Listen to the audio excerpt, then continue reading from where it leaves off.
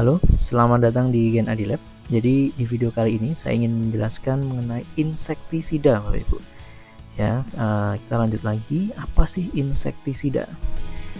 Jadi kita sering menemukan ya jenis-jenis insektisida di rumah maupun dimanapun. Nah, kali ini kita akan masuk ke bagian pertaniannya, Bapak Ibu. Karena fokus di channel ini adalah pertanian. Insektisida itu merupakan jenis dari pestisida untuk hama ya, saya bilang bagian hama, serangga dan lain-lain. Nah, kita perlu tahu Bapak Ibu, sebelum ke sana kita harus tahu ini daur hidup dari beberapa hama berikut. Misalnya ada larva, kemudian ada kecoa ya. Jadi ini ada belalang. Jadi pada tahap ini kupu-kupu ini yang menyerang adalah bagian larva.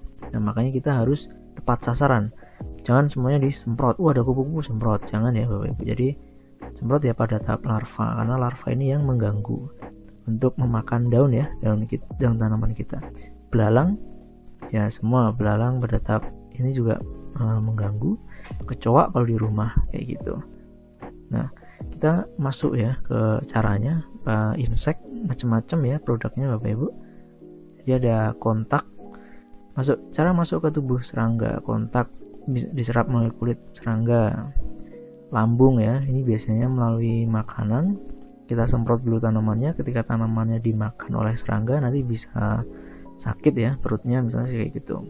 Pernafasan melalui spiracle, jadi melalui pernafasan sistemik ini diserap oleh tanaman dulu Bapak Ibu. Jadi mekanismenya seperti itu.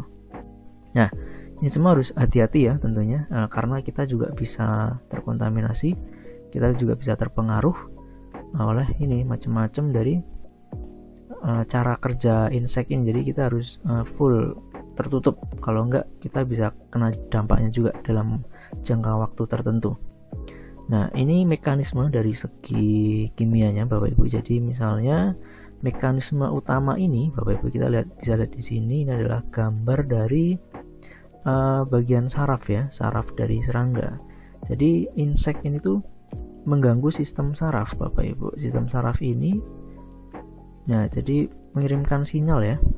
Jadi seperti ini sudah saya tulis, seperti asetilkolin bekerja mengganggu sistem transmisi sinyal sehingga menyebabkan kelumpuhan atau kematian serangga. Insek ini menghambat enzim ini asetilkolin ini sehingga asetilkolin menumpuk di sinapsis. Akibatnya reseptor terstimulasi kejang kematian serangga. Ini Bapak Ibu, jadi dia mengganggu bagian sini. Nah, ini tuh dia tidak bisa menutup secara sempurna. Jadi tidak bisa menutup buka tutup secara sempurna.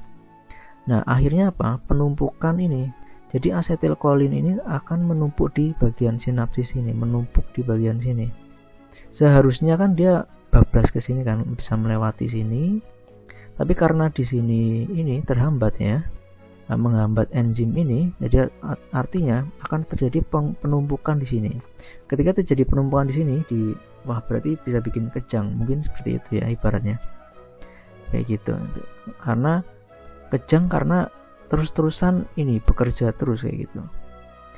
Nah, bisa diibaratkan ya Bapak Ibu ya. Dampak positif, efektif membunuh serangga dalam waktu singkat. Oke, dapat meningkatkan hasil pertanian. Ya, oke, mudah diaplikasikan. Oke ya. Dampak negatif menyebabkan resistensi dan resistensi hama. Jadi, ketika kita mengaplikasikan secara terus-menerus, ini mereka juga bisa beradaptasi Bapak Ibu. Sehingga kita udah menyemprot, nah itu bisa resisten. Tapi ini biasanya dalam jangka waktu tertentu.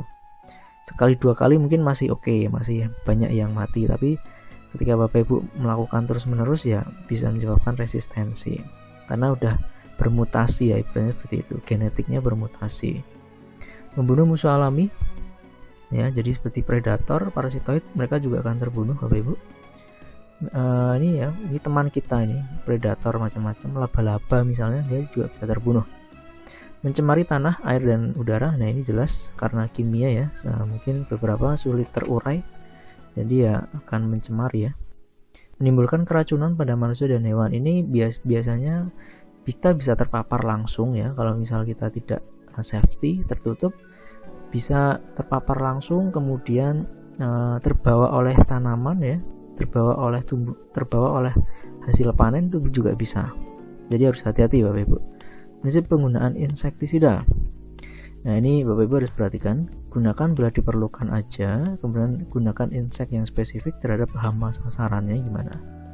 Ya kalau insek buat hama, jangan nanti hama terus disemprot fungisida, jangan. Gunakan dosis sesuai anjuran. Nah kadang tuh kita sering melebih-lebihkan Bapak Ibu, dosisnya 2 mili per liter tapi kita tambahin 5 mili per liter biar mantap. Nah itu sebenarnya nggak boleh Bapak Ibu. Mungkin di awal akan terasa enaknya, tapi nanti di akhir baru kelihatan nggak enaknya, kayak resisten si hamanya banyak, kemudian nanti di badan kita juga nggak enak juga feelingnya gitu kan, kayak udah terkontaminasi banyak gitu. Gunakan pelindung diri dan pelindung diri ya, sama menggunakan aplikasi. Nah mungkin itu Bapak Ibu, demikian ya. Jadi harus hati-hati, harus perhatikan betul-betul ketika ingin mengaplikasikan pestisida ini. Di video selanjutnya saya akan membahas mengenai fungisida. Demikian video dari saya, terima kasih.